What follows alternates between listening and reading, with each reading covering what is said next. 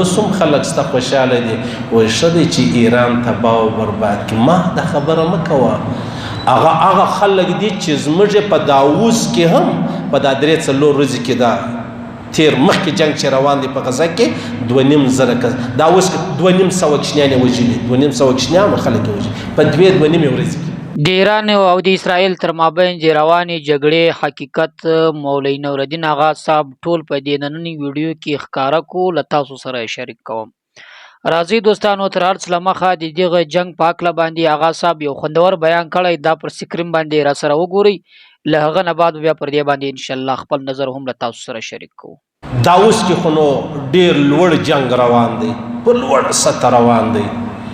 او دا خاص دې جنگ قیامت ډېر رانږدې کوي. دې جنگ دا د الله رسول پیشنګویانې کړي بس دا هغه لاره ده او هغه لارې ته ځان برابروي، قیامت یې ډېر رانږدې کوي. خو تاسو یوه خبره په یاد لرئ، تنګ نظري مه کوئ، د چا ښه یادوئ، بد خو نو بد دی هغه ته ښه نسو ویلی، خو تنګ نظري مه کوئ. تنګ نظري څه معنا؟ اوس هم خلک ستا خوشحاله دي وایي ښه دی چې ایران تباه او برباد کړي. ما دا خبره مه کوه. هغه خلک دي چې زموږ په داوس کې هم په دا 3-4 ورځې کې دا تیر مخکې جنگ چې روان دی په غزه کې 2,500 کس دا اوس 2,500 کشنیان یې وژلي 2,500 کشنیان خلک یې وژلي په 2.5 ورځې کې. اوس هم دلته هم اخته دی هلته هم اخته دی. دا د تقریبا لاړ تر 100,000 لږ کسان خالد په داوس کې ووژل. صحیح سلو نو ایران ډېر زبردسته ماشاءالله به وایو، زنده‌باد به هم ورته وایو. مسله پر خپل ځای ده، زه سني یم ته شیعه، ته پر خپله لاره زه پر خپله لاره، خو هسې یوه خبره ده ډېر زبردسته. د الله رسول فرمایي تاسو د چا په غم خوشحاله کېږئ مه. وردا خبره دغه تنګ نظر خلکو دپاره کوم، د چا په غم خوشحاله کېږئ مه. ولې الله پاک په خپل فضل و احسان پر هغه رحم وکړي، فضل وکړي، تا ته به دا مشکل مخامخ دی. د چا په ناجوړي، د چا په بیماري، د چا په شل کېدو، د چا په ړندېدو، د چا په اکسیډنټ، د چا په تاوان، د چا په نقصان مه خوشحاله کېږه. ولې الله پاک به پر هغه رحم وکړي، بیا به تا و دې مشکل ته مخامخ کې. دا څوک فرمایي؟ دا الله رسول فرمایي. او بیا بله خبره دا ده د عبدالله ابن عمر رضی الله تعالی عنهما څخه یو حدیث دی، مسند امام احمد را نقل کړی دی. پیغمبر علیه الصلاة والسلام مبارک فرمایي که زما پر امت دغه ټیم رالی چې و ظالم ته ظالم ویلی نسو، د هغه د بیرې د هغه د خوفه، بس نو بیا دغه امتونو الوداع الوداع، بس ولاړ څه خپل کار کوه، خپل کار وکړه. دا ولاړې دا ختم سو، دا صفر سو، دا ورک سو، دا بې ضمیره سو. که زما پر امت هغه ورځ راله چې و ظالم ته د ظالم د ظلم د وجې،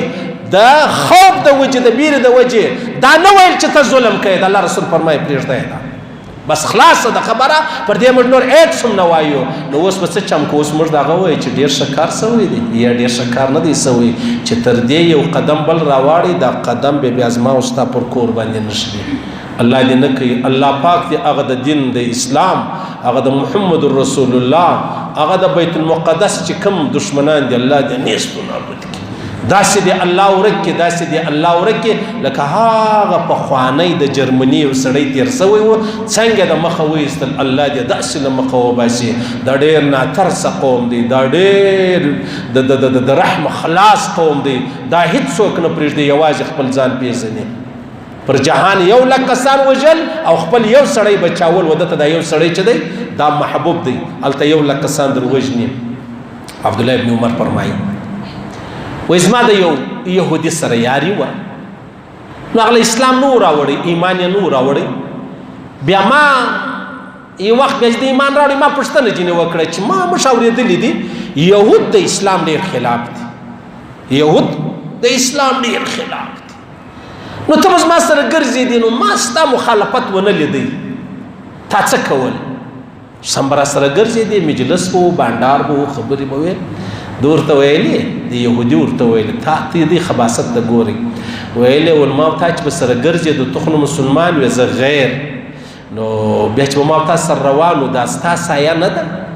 په لمر کې به ما ورته روانو دا ستا سایه نه ده ما پښې پر هغې ښوولې ما نور څه هم نسم په کولی دا یې در ښوولی اوس په دې خبره باندې دا هغه قوم دی دا هغه قوم دی چې د اسلام په بربادي کې تر ټولو اولنی لاس او خوله او مال د دې خلکو کار دی هغه موږ یو د الله رسول فرمایي داسې زمانه به راشي زما امت به د یهودو سره داسې شی په شی داسې برابر سي لکه چې دوکان لره ورغلی د چوټو د ګوټو 8 نمبره یا 9 نمبره رسته و چپه پل راواخله سره کښېږدي څنګه برابر دی یو لوی بل کښنی نه پکې راځي د الله رسول فرمایي په آخره زمانه کې به زما امت د یهودو سره داسې قدم په قدم شانه په شانه وژه پر وژه برابر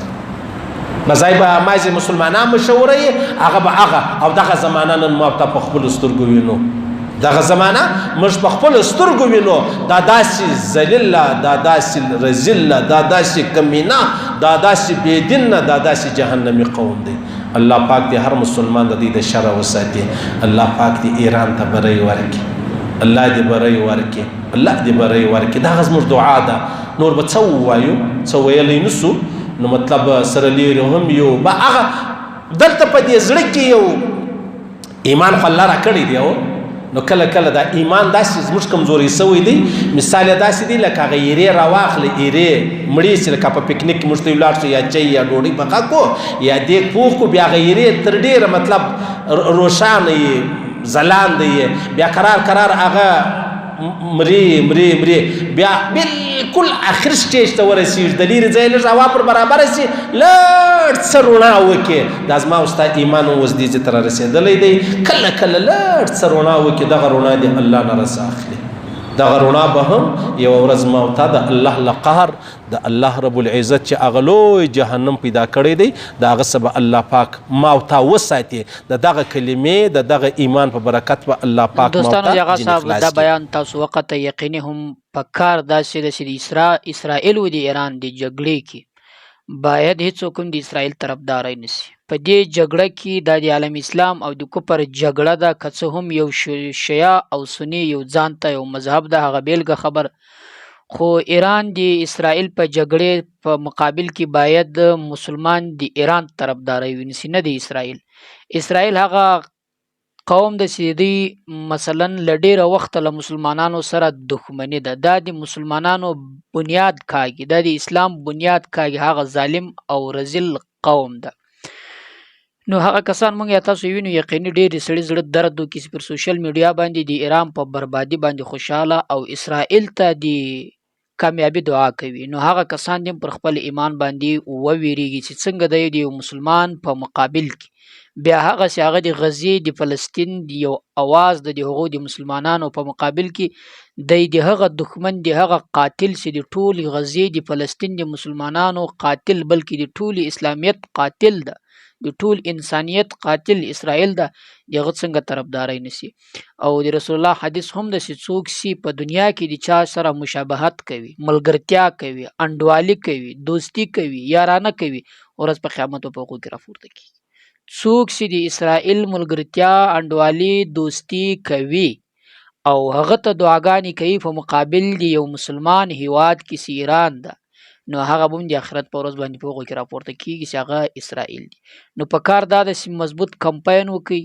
پر سوشل میډیا یا د دعا له لارو یا نور څه په اوسه کېږي د ایران په حق کې د اسرائیل په ناکامي کې د ایران په بریادي باندې مه خوشحاله کېږي د ایران د مسلمانانو په ناکامي باندې مه خوشحاله کېږي بلکې د اسرائیل په غم باندې خوشحاله سي د اسرائیل په ناکامي باندې خوشحاله سي هغه ته شپه ورځ کار وکړي د هغه په ناکامي کې پوره مضبوطه حصه واخلي چې د دنیا له نقشې څخه الله تعالی ورکړي د هغه څه ویډیو وینا په حق له باندې دوستانو که تاسو کوم نظر لرئ په کمنټ کې له موږ سره شریک